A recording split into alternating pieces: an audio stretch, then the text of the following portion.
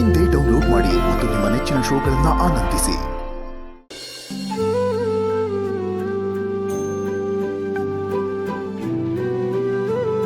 ಎಷ್ಟು ಸುಶ್ರಾವ್ಯವಾಗಿ ಹಾಡಿದ್ಯೋ ವೆಂಕಟನಾಥ.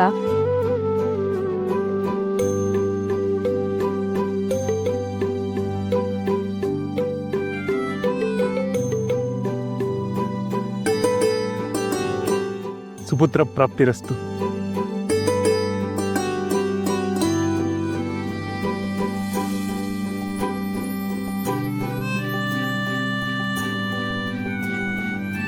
ಅಂತೂ ನಮ್ಮ ತವ್ರ ಮನೆ ದೀಪ ಬೆಳಗೋದಕ್ಕೆ ಮನ್ಸು ಮಾಡಿದ್ಯಲ್ಲ.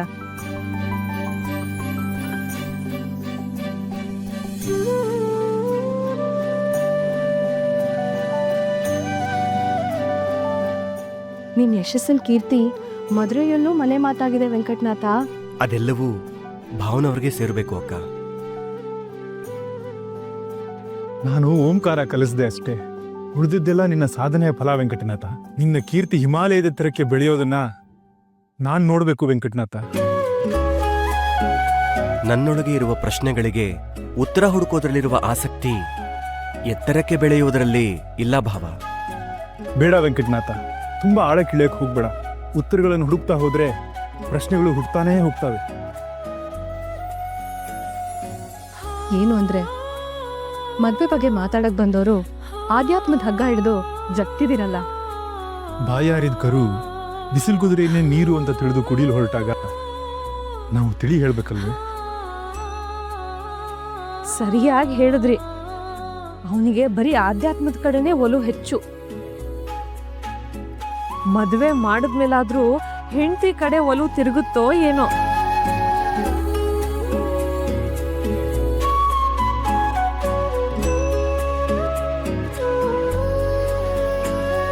ಯಾಕೆಂದ್ರೆ ವಾಸುದೇವಾಚಾರ್ಯರ ಮಗಳನ್ನ ನಾನ್ ನೋಡಿದ್ದೀನಿ. ಕಡೆದ ಪುತ್ತಳಿ ಹಾಗಿದ್ದಾಳೆ. ಇವನು ಒಲವು ಪಡೆಯೋದ್ರಲ್ಲಿ ನನಗೇನು ಸಂದೇಹ ಇಲ್ಲ. ಅತ್ತೆಯವರೇ, ಈ ವಯಸ್ಸಲ್ಲಿ ಗೊಂದಲ ಇರುವುದು ಸಹಜ.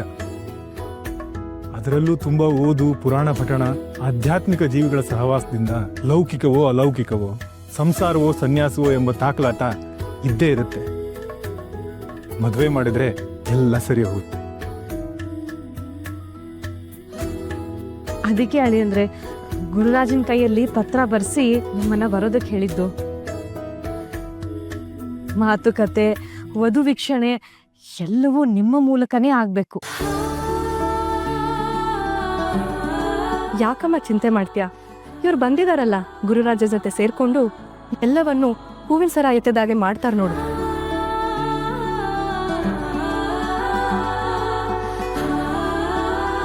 ಒಟ್ನಲ್ಲಿ ನಮ್ ವೆಂಕಟನಾಥನ್ ಮದ್ವೆ ನಿಮ್ಮ ನೇತೃತ್ವದಲ್ಲೇ ನಡಿಬೇಕು.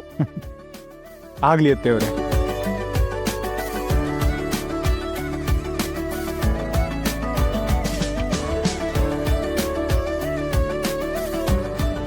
ವೆಂಕಟಾಂಬ, ವಾಸುದೇವಾಚಾರ್ಯರಿಂದ ಏನಾದ್ರೂ ಸುದ್ದಿ ಬಂತೋ ಇಲ್ವೋ ಅಂತ ಶಾಂಭಟ್ರ ಮನೆ ಹತ್ರ ಹೋಗಿ ಕೇಳ್ಕೊಂಡ್ ಬಂದ್ಬಿಡ್ತೀನಿ. ಸರಿ, ಬೇಗ ಬಂದ್ಬಿಡಿ. ಮಾತಕ್ ಸಿಕ್ಕಿದ್ರು ಅಂತ ಅಲ್ಲೇ ಕೂತ್ ಬಿಡ್ಬೇಡಿ. ಆಚಾರ್ಯರು ಎಲ್ಲೋ ಹೊರಟಿರೋ ಆಗಿದೆ. ನಾನೆಲ್ಲಿ ಹೋಗ್ಲಿ ಬಿಟ್ರೆ, ತಮ್ಮನ್ನೇ ಕಾಣೋಣ ಅಂತ ಹೊರಟಿದ್ದೆ. ಹುಡುಕ್ತಾ ಇರೋ ಬಳ್ಳಿ ಕಾಲಿಗೆ ತೊಡಗಿದ ಹಾಗೆ ನೀವೇ ಬಂದ್ರಿ. ಬನ್ನಿ ಕುತ್ಕೊಂಡು ಮಾತಾಡೋಣ.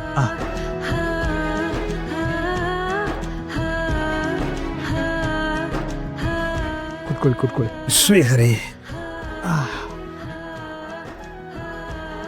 ಈಗ ಮುಂದೆ ಹೇಗೆ? ವಾಸುದೇವಾಚಾರ್ಯರ ಮನೆಗೆ ನಾವೇ ಹೋಗ್ಬೇಕಾ, ಇಲ್ಲ ಅವರೇ ಏನಾದ್ರೂ ಬರ್ತೀವಿ ಅಂತ ಸುದ್ದಿ ಕಳಿಸಿದಾರ? ಎಲ್ಲಿ ಕಳಿಸ್ತಾರೆ ಆಚಾರ್ಯರೇ? ನಾನೇ ಹೋಗಿದ್ದೆ. ಏನ್ ಹೇಳಿದ್ರು? ಅದೇ ರಾಗ, ಅದೇ ಹಾಡು.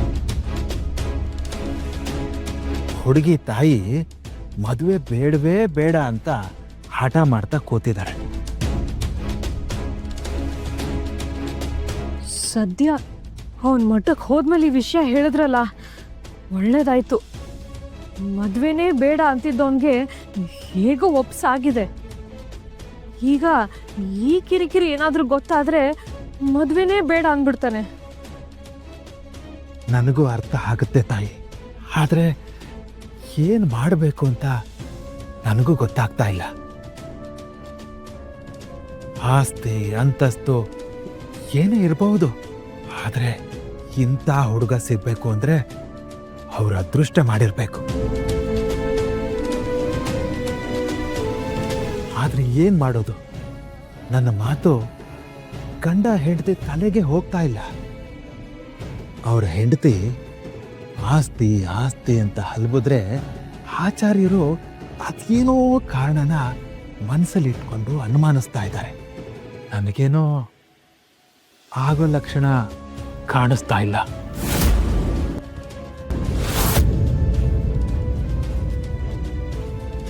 ಹಾಗಂತ ಕೈ ಚೆಲ್ಲಿ ಕೊಡೋದು ಬೇಡ ಭಟ್ರೆ.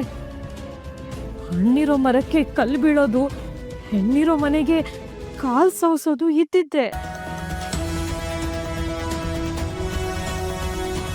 ಹೌದು ಭಟ್ರೆ, ಆ ಹುಡುಗಿನ ನಮ್ಮ ಮತ್ತೆ ತುಂಬ ಆಸೆ ಪಟ್ಬಿಟ್ಟಿದ್ದಾರೆ.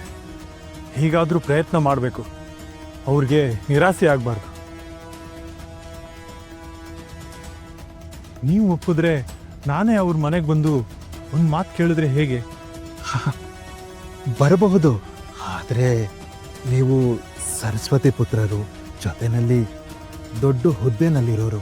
ನನ್ನ ಕಣ್ಣು ಮುಂದೆ ನಿಮಗೇನಾದರೂ ಅಂದು ಅವಮಾನ ಮಾಡಿಬಿಟ್ರೆ ಅದನ್ನ ತಡ್ಕೊಳ್ಳೋ ಶಕ್ತಿ ನನಗಿಲ್ಲ ಆಚಾರ್ಯರೇ.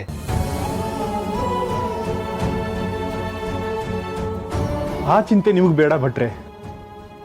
ಅಷ್ಟು ದೊಡ್ಡ ವ್ಯಕ್ತಿಗಳು ಯಾವುದೇ ಕಾರಣಕ್ಕೂ ನನ್ನಂಥವ್ರಿಗೆ ಅವಮಾನ ಆಗೋ ರೀತಿಯಲ್ಲಿ ನಡ್ಕೊಳ್ಳೋದಿಲ್ಲ. ಆ ನಂಬಿಕೆ ನನಗಿದೆ. ನೀವು ಸಿದ್ಧವಾಗಿ ಹೋಗ್ಬರೋಣ. ತಮ್ಮಿಚ್ಛೆ, ಹೋಗ್ಬರೋಣ.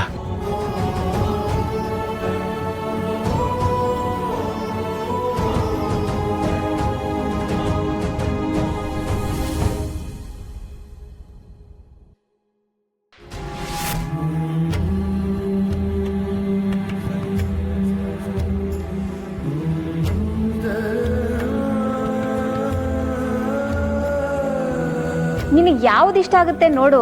ಇದರಲ್ಲಿ ನಿಮ್ಮ ಅಜ್ಜಿ, ಮುತ್ತಜ್ಜಿ, ನಂದು ಮತ್ತೆ ನಿಂದು ಎಲ್ಲ ಒಡವೆಗಳಿದೆ.